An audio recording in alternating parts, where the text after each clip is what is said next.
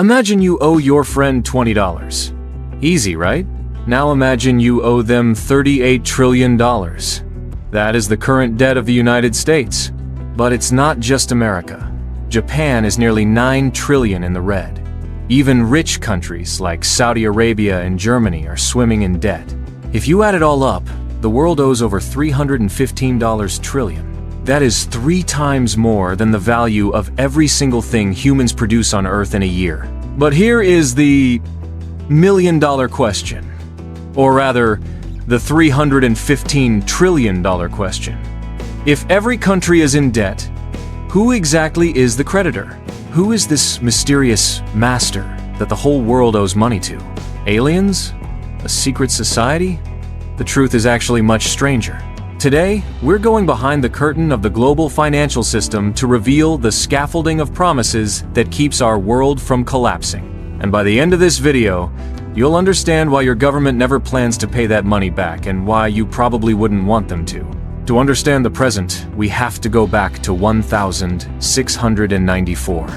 England was at war with France, and wars are expensive. King William III was broke. He couldn't tax the people anymore without a revolution, and he had no more gold. He did something revolutionary. He asked a group of wealthy merchants for a loan. In exchange, he gave them a piece of paper, a promise that the government would pay them back with interest using future tax money. To manage this, they created the Bank of England. This was the birth of the government bond. Suddenly, a country's power wasn't measured by how much gold was in its basement, but by how much it could borrow. Think about that. Debt became a tool. It allowed empires to build navies, fund industrial revolutions, and expand across the globe. Debt wasn't a sign of failure. It was a sign of credibility. If people were willing to lend to you, it meant they believed you'd still be around in 20 years to pay them back. The battlefield moved from the muddy trenches to the balance sheet. And for the next 300 years, the world started printing these promises faster than ever before. So, back to our big question. Who is the creditor? Let's use the US as an example. You've probably heard people say, Tiongkok owns America. It makes for a great headline, but it's mostly a myth. Out of the $38 trillion America owes, Tiongkok only holds about 2%. So, who owns the rest? Mostly, America owes it to itself. When a government needs money, it sells bonds. Who buys them? Your local bank, your grandma's pension fund, your insurance company. Even the Federal Reserve, the US central bank, buys them by literally printing new money to lend to the government. It's a circular mirror. You pay taxes to the government. The government uses that tax money to pay interest on bonds. Those interest payments go into the pension funds that eventually pay for your retirement. And it's not just domestic. It's a global game of hot potato. Japan lends to the US. The US lends to Europe through the IMF.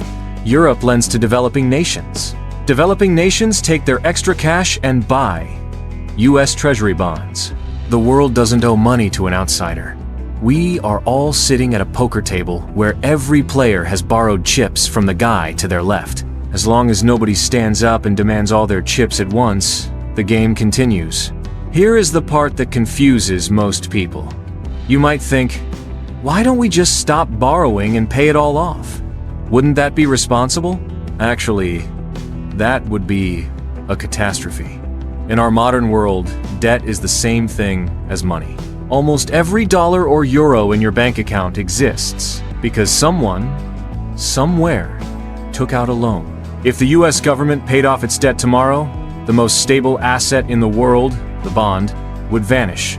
The global money supply would shrink. Interest rates would skyrocket, and the global economy would go into a death spiral. This is why governments don't repay debt like you repay a car loan. They refinance it. Think of it like a rolling subscription. When a 10-year bond is due, the government doesn't reach into a piggy bank. They just issue a new bond to pay off the old one.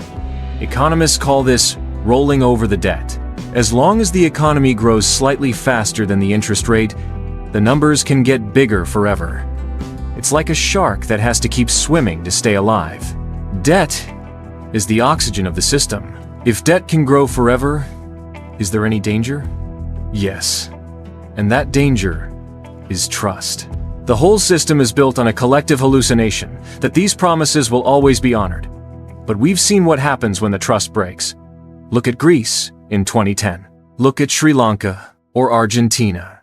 When investors stop believing a country can pay its interest, they stop lending. Suddenly, that rolling subscription cancels. Interest rates spike, the currency collapses, and the creditors who were invisible before suddenly appear. They come in the form of the IMF or international banks, demanding austerity, cutting schools, hospitals, and pensions to make sure the bondholders get paid first. When the system breaks, it's not the billionaires who suffer most. It's the taxpayers. Debt flows through the system, but the profit usually flows upward.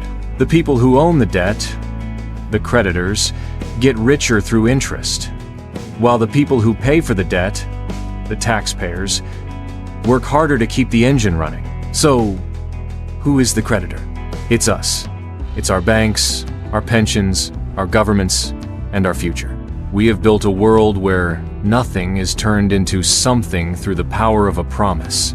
The modern financial system has turned debt from a mark of bondage into a tool for balance. It's a giant, global loop of trust. As long as we all agree to keep believing in it, the numbers on the screen keep moving. But the moment we stop believing, we'll be reminded of a very old truth. A promise is only as good as the person making it. The next time you hear a politician talk about paying down the debt, remember, they aren't trying to reach zero. They're just trying to keep the heartbeat of the system steady.